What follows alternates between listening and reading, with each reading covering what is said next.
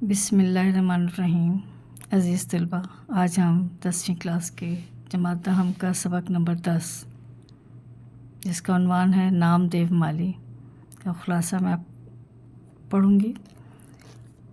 کہانی آپ نے پڑھی ہوئی ہوگی اور یہ خلاصہ جو ہے آپ کو بہت اچھی طرح سمجھ آ جائے گا۔ اس کہانی کے یعنی نام دیو مالی کے مصنف ہیں مولوی عبدالحق، جو 1872 میں ضلع میرٹھ یو پی کے ایک گاؤں اتر پردیش کے ایک گاؤں ہاپوڑ میں پیدا ہوئے اور وفات 1961 میں ہوئی۔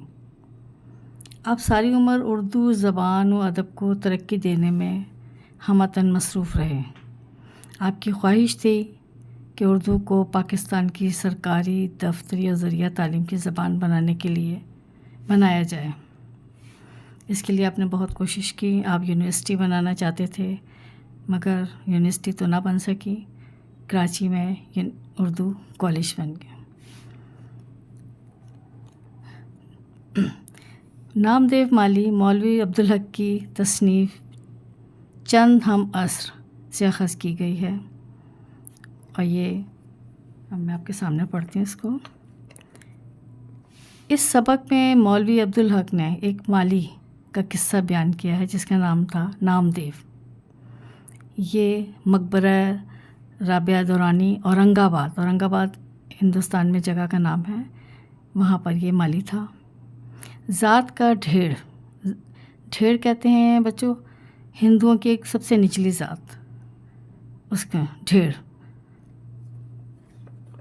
ڈھیڑ تھا، لیکن اچھی صفات شریفوں سے زیادہ تھیں۔ مصنف جب بھی اپنی کھڑکی سے دیکھتا تو نام دیو مالی کو ہمیشہ اپنے کام میں مصروف دیکھتا۔ کبھی وہ پودوں کی کیاریاں صاف کر رہا ہوتا، کبھی پودوں کو پانی دے رہا ہوتا تھا اور کبھی ان کی کاٹ چھانٹ کر رہا ہوتا تھا۔ اس کی اپنی کوئی اولاد نہ تھی مگر اپنے پودوں اور پیڑوں کو ہی اولاد سمجھتا تھا۔ پودوں کو پھلتا پھولتا دیکھ کر اس کے چہرے پہ خوشی کی جو لہر دوڑتی تھی وہ ایسی تھی جیسے اپنے بچوں کو دیکھ کے انسان خوش ہوتا ہے۔ اگر اتفاق سے کبھی کسی پودے کو کوئی بیماری لگ جاتی تو وہ بہت کوشش کرتا اس کے لیے، خود دوائی لے کر آتا پودوں کی یا منگواتا اور اپنے پودوں کو بچا لیتا۔ باغ میں رہتے ہوئے اسے جڑی بوٹیوں کی بہت پہچان ہو گئی تھی، خاص طور پر بچوں کے علاج میں مہارت تھی۔ لوگ دور دور سے اس کے پاس بچوں کے علاج کے لیے آتے۔ وہ خود بھی بہت صاف ستھرا رہتا تھا اور اپنے باغ کو بھی بہت صاف رکھتا تھا۔ اسے کسی ستائش کی تمنا نہیں تھی، وہ نہیں چاہتا تھا کہ کوئی میری تعریف کرے یا مجھے کوئی صلہ دے۔ ایک دفعہ مصنف نے اس کو کچھ خوشی میں کوئی رقم دینے کی کوشش کی تو اس نے کہا کہ اپنے بچوں کی دیکھ بھال کے لیے بھی پیسے لیتا ہے، اس نے منع کر دیا۔ باغ کے داروغہ عبدالرحیم اکثر مالیوں کی ڈانٹ ٹپٹ کرتے تھے، لیکن نام دیو مالی کو کبھی کچھ کہنے کی ضرورت پیش نہ آئی کیونکہ وہ ہمیشہ اپنے کام میں لگا رہتا تھا۔ ایک سال ایسا ہوا کہ بارش بہت کم ہوئی، بہت سے پودے باغ میں جو تھے وہ تلف ہو گئے، ختم ہو گئے، جل گئے، لیکن نام دیو مالی کا چمن ہرا بھرا تھا کیونکہ وہ راتوں کو پانی ڈھونڈ کر لاتا اور پودوں کی پیاس بجھاتا۔ وہ اپنے پودوں کا بہت زیادہ خیال رکھتا تھا۔ جب سارے شہر میں سب پودے خشک تھے تو اس کا جو باغ تھا وہ ہرا بھرا تھا۔ جب حضور نظام کو اورنگ آباد جگہ ہے، اورنگ آباد میں باغ لگانے کا خیال آیا تو انہوں نے یہ کام ڈاکٹر سید سراج الحسن کے سپرد کیا کیونکہ ان کو بہت شوق تھا، یہ بڑے ماہر تھے اس کے باغبانی کے اور اس کا بہت شوق تھا ان کو بھی۔ ڈاکٹر صاحب نام دیو کے بہت قدردان تھے، وہ اسے بھی اپنے ساتھ شاہی باغ میں لے گئے، جبکہ وہاں پوری دنیا سے مالی آئے ہوئے تھے اور جو بڑے ماہر تھے اپنے کام میں، لیکن وہ جو ہی انہیں ٹائم ملتا وہ اپنے سو جاتے، سستی دکھاتے کام میں۔ لیکن ایک واحد نام دیو تھا جو بس اپنے کام میں ہر وقت مصروف رہتا، اس سے کوئی سروکار نہیں تھا کہ اس کے ارد گرد کیا ہو رہا ہے۔ اس نے اجڑے ہوئے باغ کو سرسبز و شاداب کر دیا۔ اس نے کوئی فن باغبانی کی کہیں سے تعلیم حاصل نہیں کی تھی، لیکن اس کا شوق، اس کا تجربہ اتنا تھا کہ وہ اپنا کام بڑی لگن سے کرتا تھا اور بہت اچھا کرتا تھا۔ ایک دن نامعلوم کیا بات ہوئی کہ شہد کی مکھیوں نے باغ پر حملہ کر دیا۔ سب مالی بھاگ کر چھپ گئے، سب نے اپنی جان بچا لی، مگر نامدیو، اس کو پتہ ہی نہیں چلا کہ کب شہد کی مکھیوں نے اس پر حملہ کیا اور اس قدر اس کو کاٹا کہ وہ بے دم ہو کے بے ہوش ہو گیا، بے دم ہو گیا، اور اسی میں اس نے جان دے دی۔ وہ بہت سیدھا سادہ، بہت بھولا والا تھا، ہر وقت مسکراتا رہتا تھا۔ تنخواہ بہت کم تھی، غریب تھا، لیکن اپنے بھائیوں کی مدد کرتا تھا۔ اسے نہ کسی سے بیر تھا، نہ جلاپا تھا، کوئی کسی سے جلتا نہیں تھا، اپنی ذات میں مست رہتا تھا۔ اسے کبھی احساس نہ ہوا کہ وہ نیکی کر رہا ہے۔ جب کبھی نامدیو کا خیال آتا ہے تو سوچتا ہوں نیکی کیا ہے، وہ بڑا آدمی کسے کہتے ہیں اور بڑا آدمی کسے کہتے ہیں۔